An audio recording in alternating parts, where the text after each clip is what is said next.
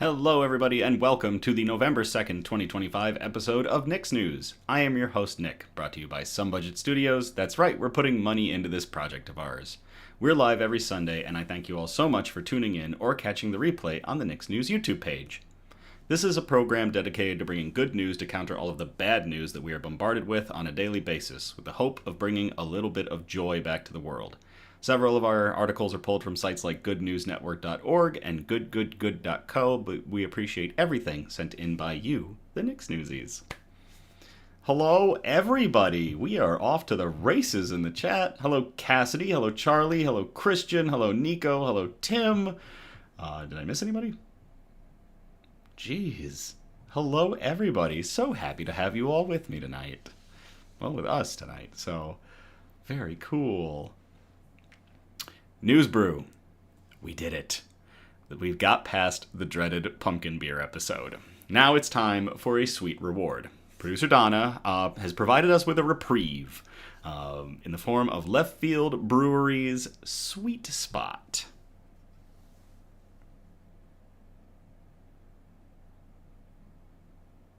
Come on, camera. There we go. Took the camera a moment to figure that out. Sweet Spot is a 16.2% ABV Mocha Marshmallow Stout. They've got all sorts of fun stuff in here, some lactose, some cocoa, and some marshmallow. Toasted marshmallow, which I am looking forward to. This is a run-of-the-mill stout, not a big imperial stout like some of the ones that we drink, so for this one, we are going to use our Support Your Local Michigan Brewery pint glass. This lines up perfectly with the Dodgers' victory, the Los Angeles Dodgers' victory in the World Series. Congrats to the Dodgers, and congrats to me for surviving a pumpkin beer to get to this point. Hello, Roselia. Sounds folly. Wait, marshmallows, says Charlie. Yes, marshmallows. Let's crack this open. We don't need the Battle Song bottle opener since it's a can. We'll get into the theatrics of a 25-minute pour. Straight into the pint glass. Get all that gas out so it doesn't go in me.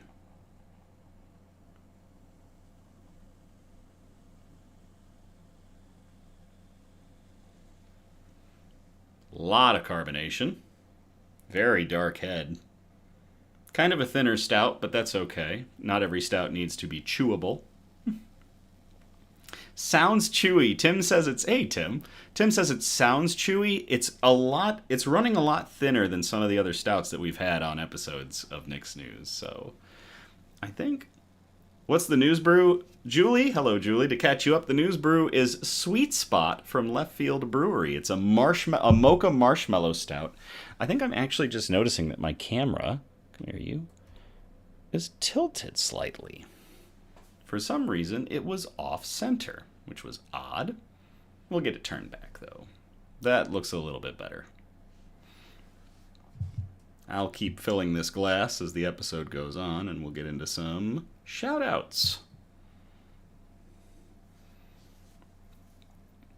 All right. Shout-outs. Graphics by Ashford specializes in graphic design, video editing, and effects, and photo editing as well. Besides being Nick's News' awesome graphic artist, Grayson bills himself as a bomb-ass bitch. You can contact him through Facebook or his Instagram. Link is provided in the description of our video. To our awesome graphic artist, Grayson, and graphics by Ashford. Cheers.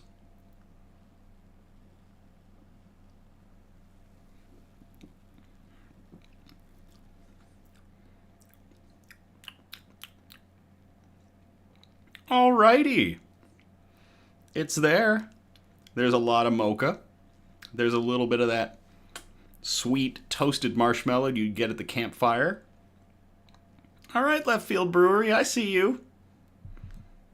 You made a good little stout. I could crush the heck out of this, too.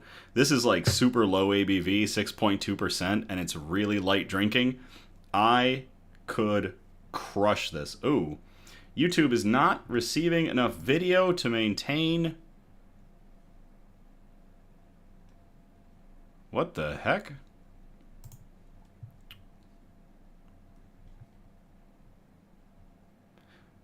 Uh-oh. Yeah, anybody else get that? We were buffering for a little bit. Are we still buffering? Charlie shouted buffer, Tim shouted buffer. Uh-oh, uh-oh. What's going on? How is YouTube not receiving enough video? Briefly, it's good now. Open widget.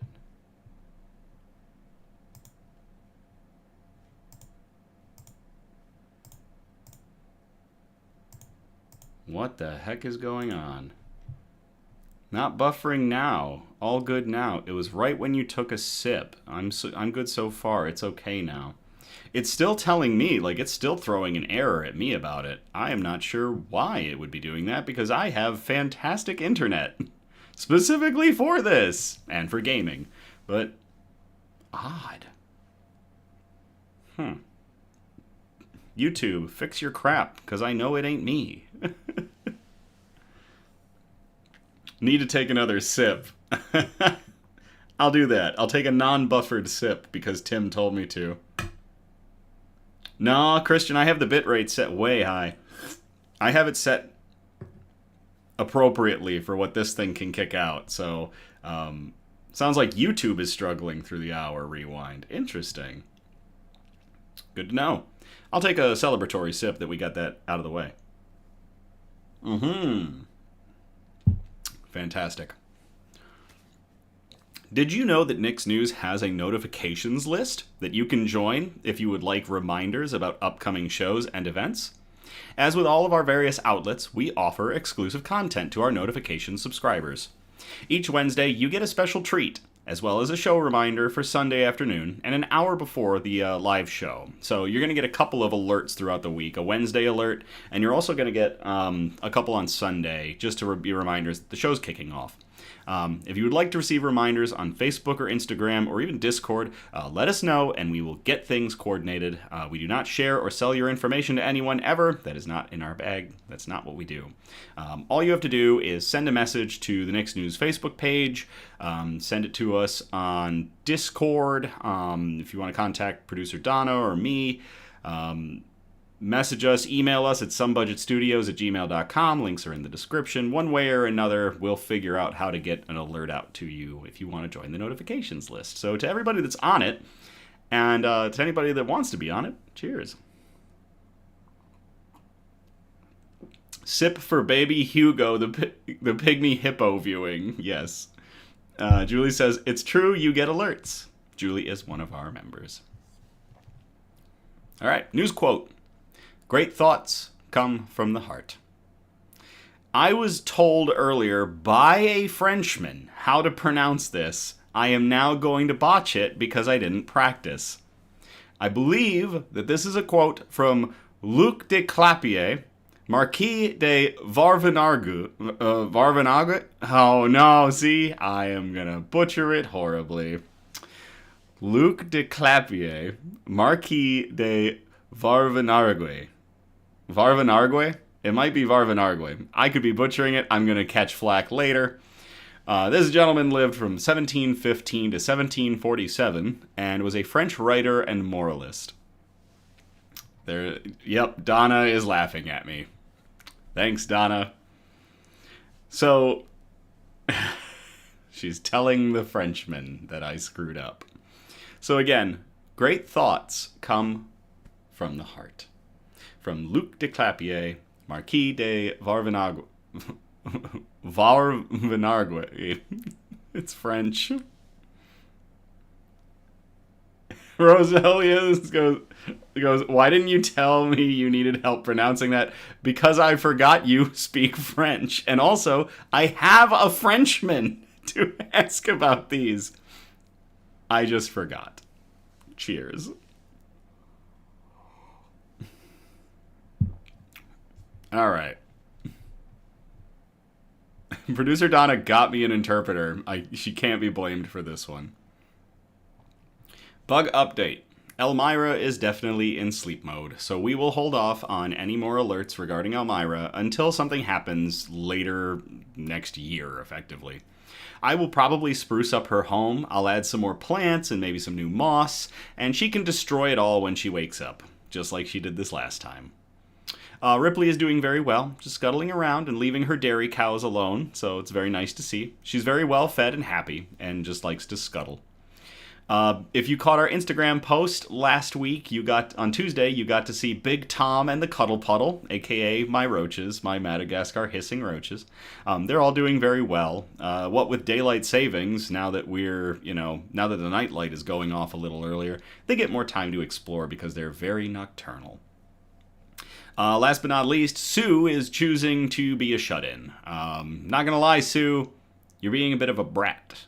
I am really hoping that Tuesday on our Instagram I will have a new picture of Sue to post, but we will find out. I don't know. Of course, people message me while I'm doing my live stream. I should just throw my phone, yeet that sucker into the next room over. But, oh well.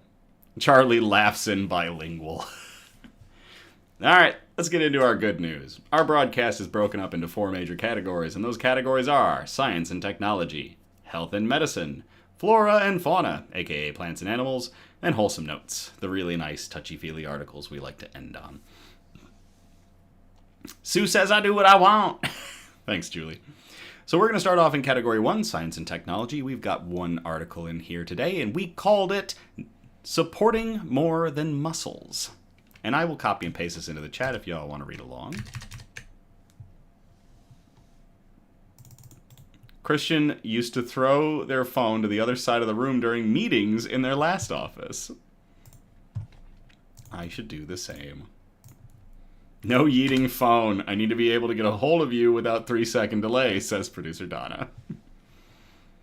This 3D printed bridge absorbs 142% more carbon than regular concrete. It's inspired by human bones. This was published on October 20th of 2025 to goodgoodgood.co by Cameron Baker.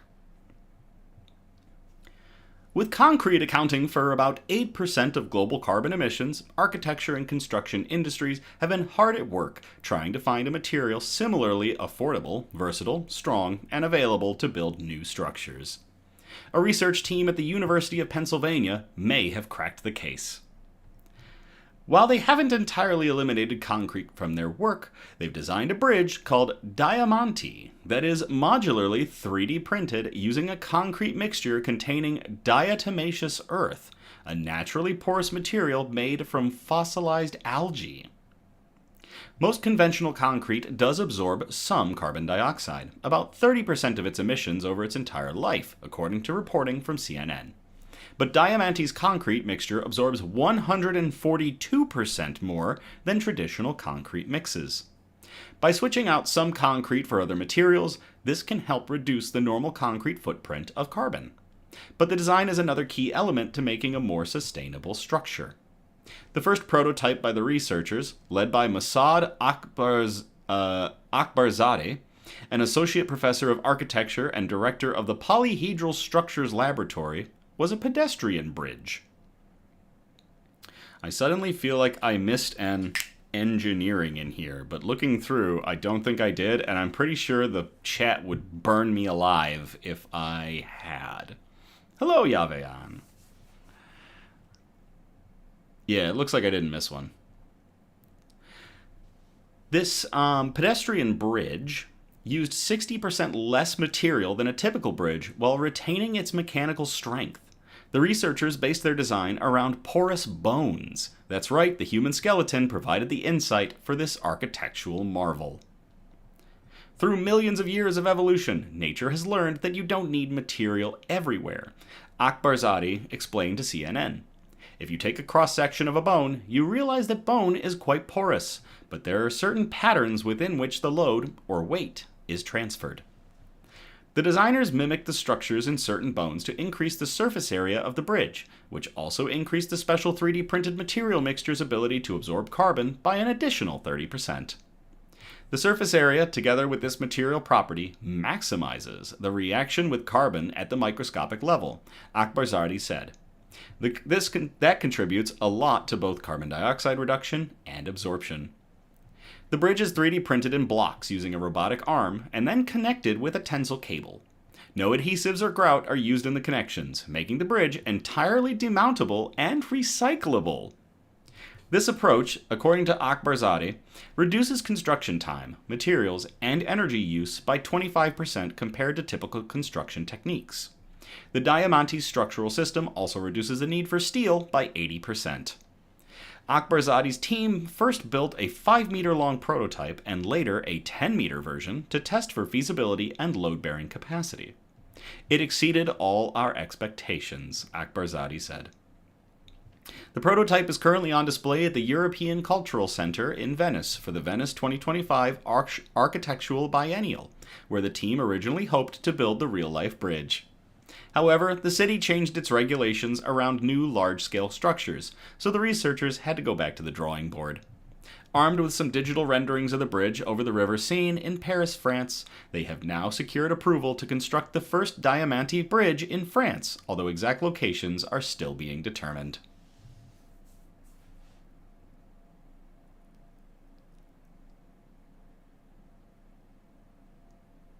No, you didn't, but it does feel like one should be in there. It says Charlie, regarding the engineering. Tim asks, how do you read along and listen to Nick when you post it? Sorry, don't mean to interrupt. When you post... Oh, I get what you mean, Tim. If folks are on their computer, if they're not watching on their phone, then you can just copy, you can click on the link, and then you can access the article and read along with me.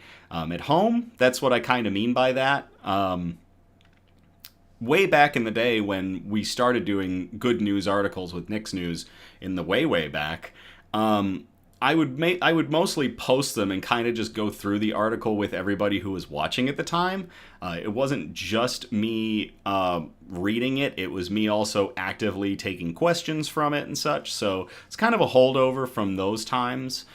It's become me going through and reading the entire article now. But if folks want to read along or read it at their leisure, they can just click the link in the chat. Or they can click the link in the description. All the links for the articles are in the description, too. So there's a couple ways. The researchers are excited to use the first location as a case study for real-world applications of their designs and materials. And they continue to research concrete alternatives for other types of structures, including flooring systems. That's flooring systems with an L in there. You're welcome, Tim. The moment we stopped thinking about concrete as static and started seeing it as dynamic, Akbarzadeh told Architect News, we opened up a whole new world of possibilities. That is really cool. What is his complete title? To the researchers at University of Pennsylvania, and their lead researcher, Mossad Akbarzadeh, an associate professor of architecture and the director of the Polyhedral Structures Laboratory, for designing a bridge that's built out of a design of bones. Cheers! Oh, and diatomaceous earth, which is awesome. Oh, that beer is so much better than that pumpkin beer from last week. All right. That's going to get us out of science and technology. We're going to move on to Category 2, Health and Medicine. We call this one, Nature Provides a Cleaner Cut. I will copy and paste this into the chat if y'all want to read along.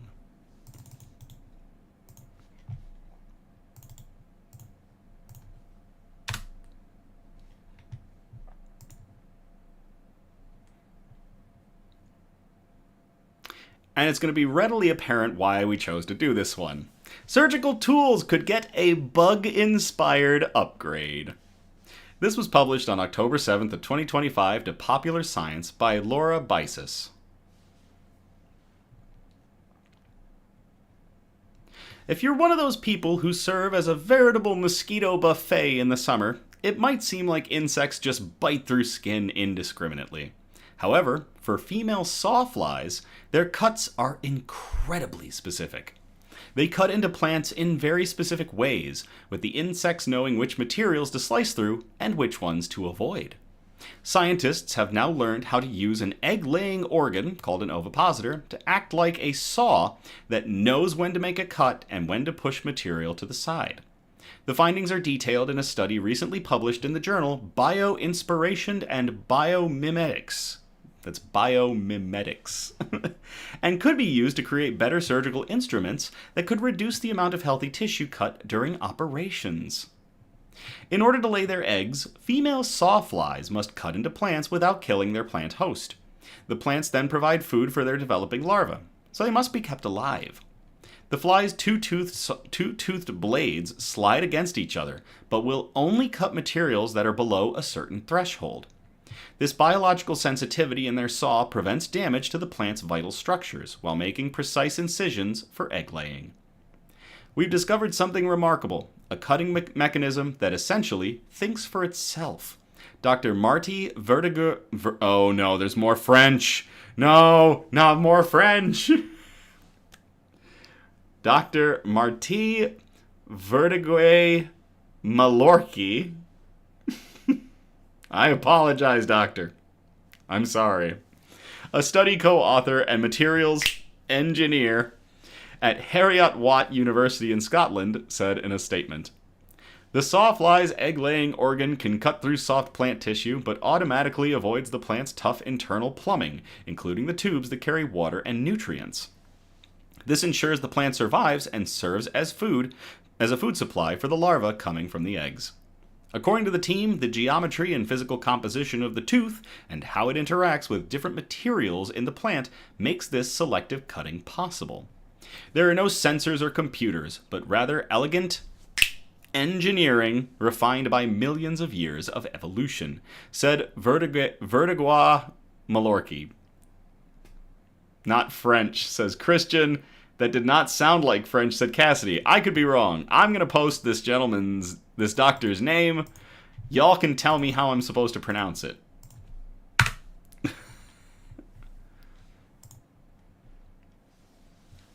Good luck, chat. In the new study, the team looked at two sawfly species, Rogogaster scalaris and Hoplocampa brevis. They used electron microscopy and 3D imaging to decipher the precise geometry of their cutting teeth. Small serrations on the teeth appear to work together with larger protrusions to create this selective cutting action. They also found that different tooth designs are optimized for cutting into specific plant tissue layers. To test its applicability to humans, the team scaled up the sawfly's cutting mechanism 400 times and tested it on fake human tissue in the lab. They saw that the cutting mechanism systems operates on what's called an ultimate stress threshold. If a material falls below this threshold, they are cut cleanly. If they are above it, they are moved out of the cutting zone without harm. This discovery has profound potential implications for surgical practice, added study co-author and electrical engineer Marc Desmouliez. Current surgical tools often struggle in complex operations. Surgeons frequently work in blood-flooded environments where visibility is poor and the risk of accidentally cutting vital structures is high.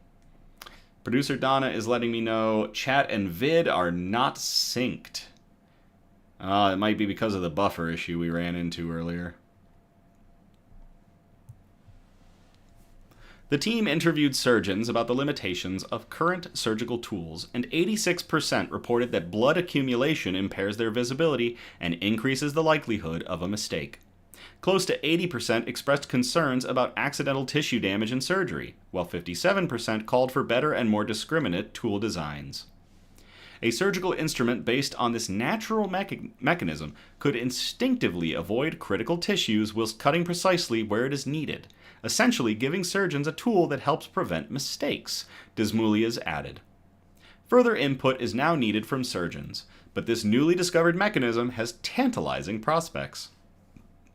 The sawfly's more passive cutting mechanism could become a bio-inspired solution to this problem.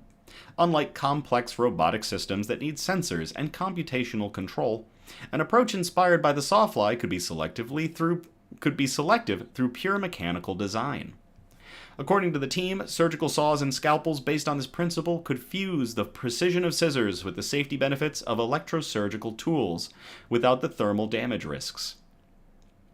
The study examined only 2 species out of over 8,000 known sawfly species, so there is still a huge reservoir of untapped inspiration for engineering solutions. Different species have evolved distinct tooth shapes for different plant hosts, so there could be multiple surgical applications that benefit from studying sawflies. What's particularly exciting is that this mechanism seems to work across multiple sawfly species, each adapted to different plant types, said Vertigar Malorki. I hate this name. This suggests we could develop a range of surgical tools, each optimized for different tissue types or surgical procedures, all based on these natural cutting systems that have been perfected over millions of years. To everybody from the Harriet Watt University team working on adapting surgical tools to match the incredible cutting capabilities of sawflies, cheers.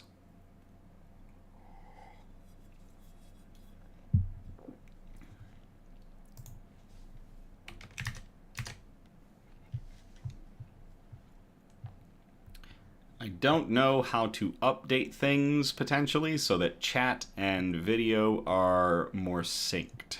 That buffering situation definitely didn't do us any favors. Alright, we called this next one, we're tooting our own horn with this one. I will copy and paste this into the chat if y'all want to read along.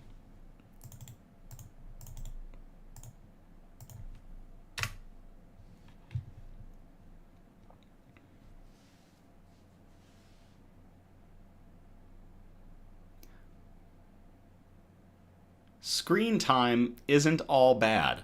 Inspirational videos may help reduce stress as much as meditation, study finds. This was published on the 31st of October to Nice News by Stephanie Friedman. Christian says, seems pretty in sync to me. Thanks, Christian. When stress creeps in while we're at work, running errands, or waiting for dinner to finish cooking, we may turn to a social media scroll for a quick distraction. While this isn't always the most effective strategy for finding our inner calm, a recent study says that our phones could help lessen our anxiety, because consuming a specific type of content may reduce stress just as effectively as meditation does. Published by the American Psychological Association, the research found that watching short inspirational videos over a 5-day period helped lower participants' stress levels for up to 10 days afterwards. And those who meditated for the same amount of time felt the same effects. Do you know what you could watch throughout the week? The Knicks News TikToks. The key to the anxiety reduction? Feeling hopeful. You could also watch our videos and spread it out across a week. What we found is that even a few minutes of watching content that makes people feel hopeful can put a dent in that stress, lead author Robin Nabi said in a press release. It's a short, simple, and even enjoyable break, and it can make a meaningful difference in helping people feel more optimistic and able to handle what's in front of them. Producer Donna also throwing in, we just so happen to have a TikTok channel. The researchers conducted a 4-week-long online experiment involving about 1,000 adults during the interval between Thanksgiving and Christmas, a stressful time of the year for many Americans. After identifying the participants' initial stress levels, the team divided them into 4 groups and gave them media prescriptions of either watching professionally produced inspiring videos, watching comedic content, listening to guided meditations, or scrolling through content of their choice on their mobile device for 3 to 5 minutes a day. A control group was also designated. While the comedic videos included humor akin to what you'd see in a slapstick skit or on a late-night comedy show, the inspirational media featured stories of people overcoming adversity, For instance, one clip depicted a cancer survivor who'd conquered Mount Everest. The guided meditations consisted of audio samples from videos on the Calm app, and the mobile device group was simply instructed to use their smartphones or computers as they normally would when taking a break or trying to relax. After the 5 minutes were up each day, the participants recorded their emotional states and stress levels. The comedic videos, while entertaining, didn't impact stress. But compared to the control group, those who watched the inspirational or guided meditation videos felt significantly more hopeful, which predicted lower stress levels in the following days. Hope isn't just uplifting in the moment, Nabi said. It can also motivate people to deal with the challenges in their lives. When people see others overcoming adversity, as they did in our inspiring videos, it can spark the belief that they too can persevere, survive, and thrive. That sense of possibility helps counteract stress and can have enduring benefits beyond the simple moment of viewing. However, Nabi also noted that these media prescriptions shouldn't replace meditation or other evidence-supported anxiety-reducing strategies. But rather, this is one more tool we can add to our toolbox to handle the stress that so many of us feel, she said. That is really cool. To everybody involved in this study done by the American Psychological Association, headed by lead author Robin Nabi, regarding watching inspirational videos and having it help uplift you to the same level as meditation. Cheers. Subtle plug, Nick News has a TikTok. We do inspirational videos. All right. That is going to get us out of health and medicine. We are going to move on to category 3, flora and fauna. And we call this one, Meet the Bionic Sloth Bear. I will copy and paste this into the chat if y'all want to read along.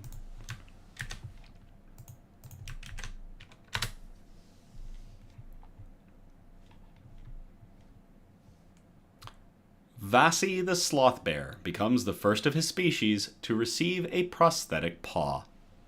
This was published on October 15th to Nice News by Stephanie Friedman. At the Vaurvenargues Bear Rescue Center on the outskirts of Bengaluru in southern India, a sloth bear with a penchant for peanut butter and honey recently made history. Vasikaran first arrived at the facility in 2019 with an injured paw that had to be amputated. But now he's the first known sloth bear in the world to wear a prosthetic paw, allowing him to walk comfortably on all 4 legs.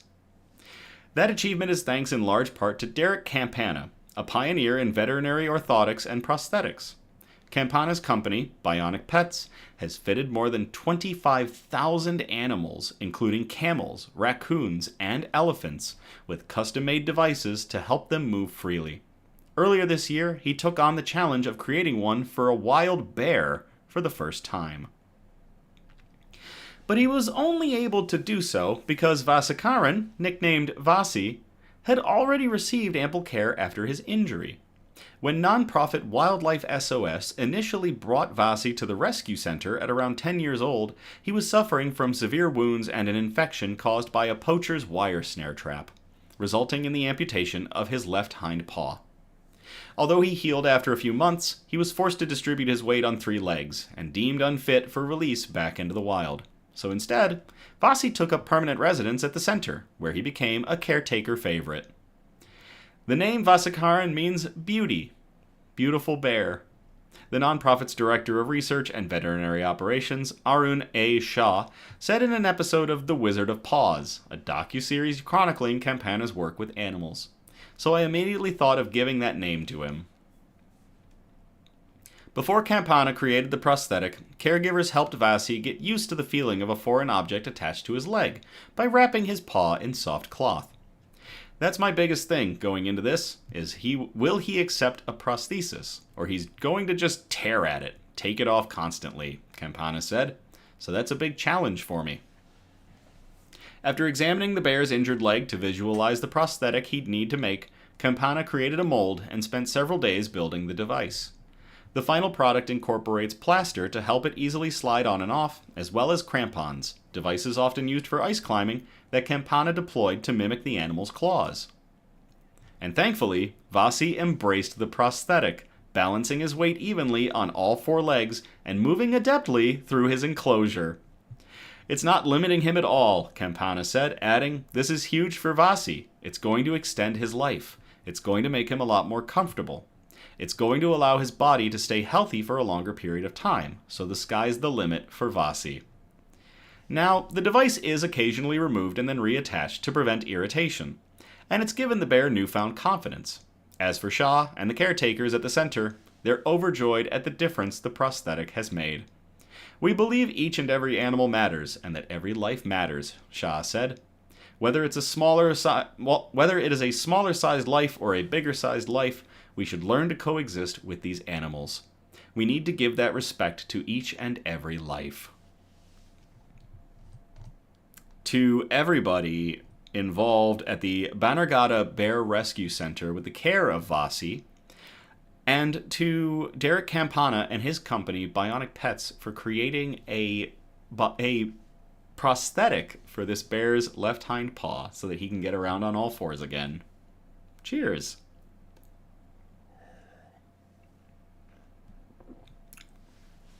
Tim asked, "Do I take donations for Nick's News?" I do not, actually. I think that's something that we don't do. We don't have a Patreon. We don't have donations. We really don't.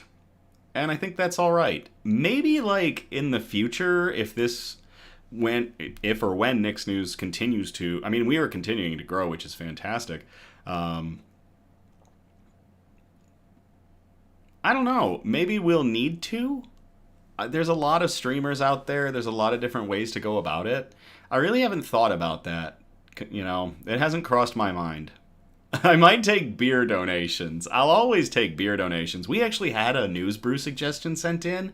I'm going to have to go hunting for it when it comes out, and it should be a banger. So, but yeah, at this time, we don't really do donations. But thank you for asking.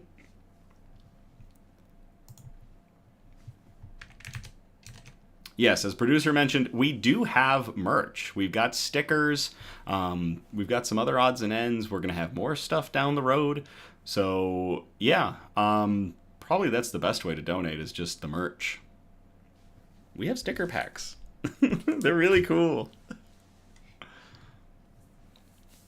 All right. That's going to get us out of flora and fauna. We're going to move on to category 4, wholesome notes. We've got 2 articles in this section, and this first one was sent in by Mike. We called it A Very Sweet Success. Mike, thank you very much for sending this one in. I will copy and paste this into the chat for you all to read along.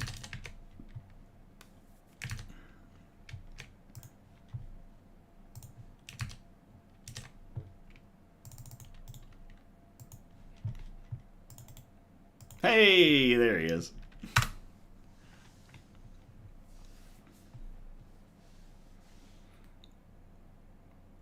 Free snacks for straight A's. Deli owner champions student success. This was published on June 12th of 2025 to the BET by Jasmine Browley. I'm actually going to bump the zoom on this just a little bit so I can read it a little better. There we go. Studies show that non-monetary rewards, like recognition or small treats, can boost children's academic performance by reinforcing positive behavior. That's part of the reason why local deli owner, Whale Wally Alselwi, launched a heartwarming campaign to encourage academic excellence among local youth. The program, called Grades for Grabs, rewards students who bring in report cards with high grades by allowing them to choose items from his store, sometimes even handing out $100 bills for straight A averages. Since beginning the initiative in 2023, Al-Selwi has welcomed dozens of students to Zach's Finest Deli and Grocery. One viral TikTok video featured 11-year-old Russell, who earned a 92.67% average. Al-Selwi celebrated by giving him $100, a t-shirt, and letting him select food for himself and his mother, who works as a baker. Popularly known on TikTok as the Island Ock, Al-Selwi's community-driven efforts warm the hearts of social media users. One Reddit user wrote, "A chip. I love when the kids get something for the fam," in response to the initiative. This grassroots movement was sparked by a friendly bet in 2023 with 12-year-old Zamir Davis. After Davis earned an 88% average, Al-Selwi rewarded him with a milkshake. The moment went viral, prompting Al-Selwi to expand the reward system so that all students with averages above 80% can grab whatever they want. Those with 70 to 80% get $10 worth of goods, and Stellar Improvement draws custom rewards. Financing comes in part from sales of Island Ock merchandise, including backpacks and t-shirts, and a GoFundMe campaign, which we do have the link for in the description. Students are even traveling from other parts of New York to participate. Al-Selwi hopes the model will spread, saying he wants students to feel seen, supported, and motivated towards greatness. Community leaders, including Staten Island Borough President Vito Fasella, have praised Al-Selwi's work and issued certificates of appreciation. Parents echo that sentiment. "It makes him want to go hard," said one mother about her son's renewed school effort. Al-Selwi's initiative is more than a reward system. It's a powerful reminder that encouragement, acknowledgement, and community investment can invite lasting educational motivation in young minds. To deli owner Wael Wally Al-Selwi and his Island Ock setup, where he is promoting students to reach for the stars in their academics and is rewarding them for such. And to Mike for sending in this article. Cheers.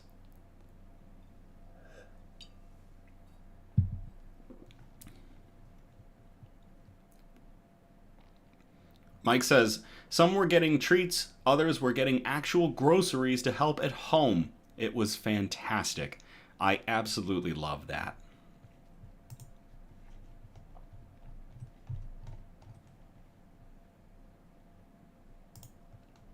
All right, time for our final article of the night, and we have come up with another sort of category title. So what I mean by that is, if you watch our show, you'll notice that sometimes we duplicate the same article titles. Like we come up with our own, catchy names for the articles, but sometimes we'll repeat them, and that could be like, "I'm not crying, you're crying,"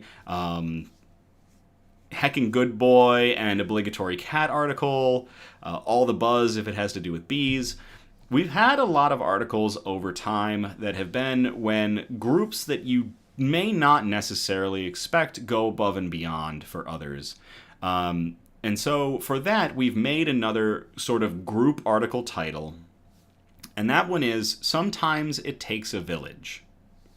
With everything going on right now here in the United States, it is important to emphasize when help comes, even if it is from unlikely sources.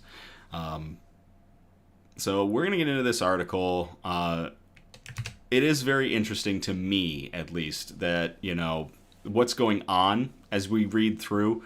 You'll kind of get a gist of it, and I'll probably go off the rails a little bit here and there, because it's really hard not to with this article. But yeah, definitely, sometimes it takes a village. I will copy and paste this into the chat if you all want to read along.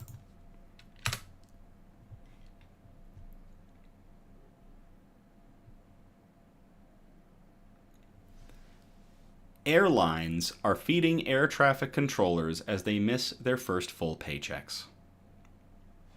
This was published to CBS News on October 31st of 2025 by Megan Cerullo.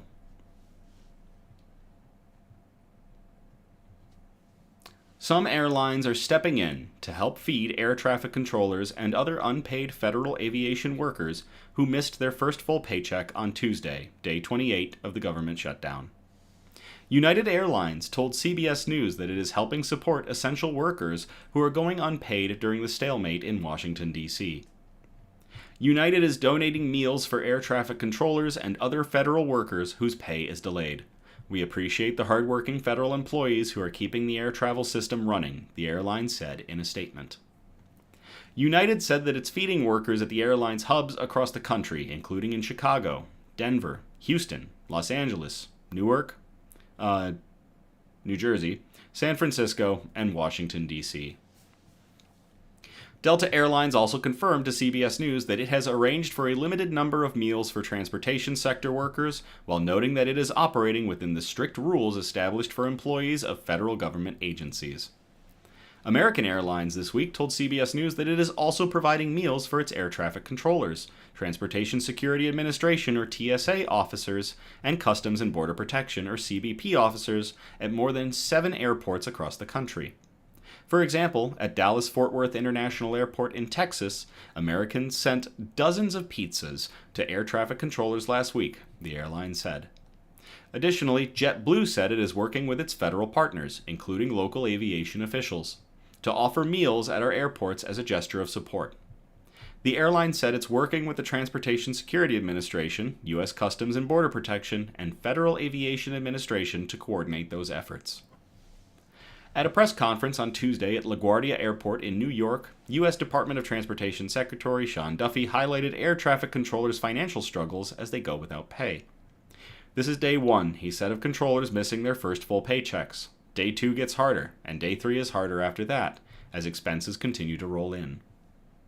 Duffy also noted that controllers are calling in sick in larger numbers than usual, as some seek side gigs in companies like Uber or DoorDash to make ends meet during the shutdown. Speaking at the same event, National Air Traffic Controllers Association President Nick Daniels also emphasized the financial pressure on his members. Air traffic controllers have to have 100% of focus 100% of the time. He said, and I'm watching air traffic controllers going to work. I'm getting the stories. They're worried about paying for medicine for their daughter. I got a message from a controller that said, I'm running out of money.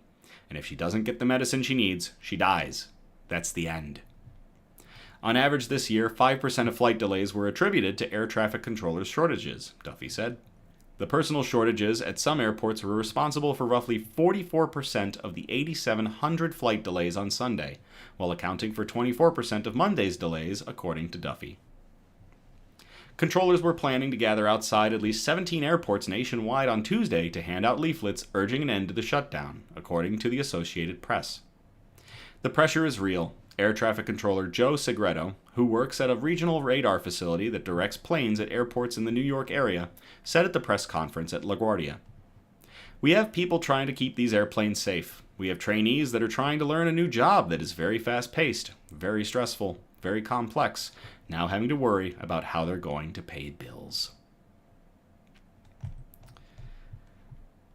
To all of the air traffic controllers who are doing everything they can to get through this time, and to the companies, the airlines that are trying to support them and are doing everything that they can to support them. Cheers.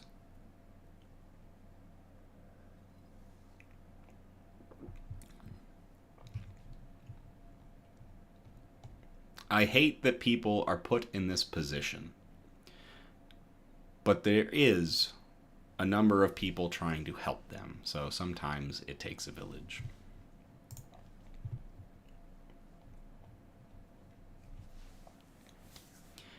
All right, that does it for us for this episode. I thank you all so much for tuning in or catching the replay on the Knicks News YouTube page. Producer Donna says, I have time. You can show off the stickers if you want to. So, yeah, I guess I'll go through our merch real quick. Our latest round of merch was these fantastic little stickers that are great.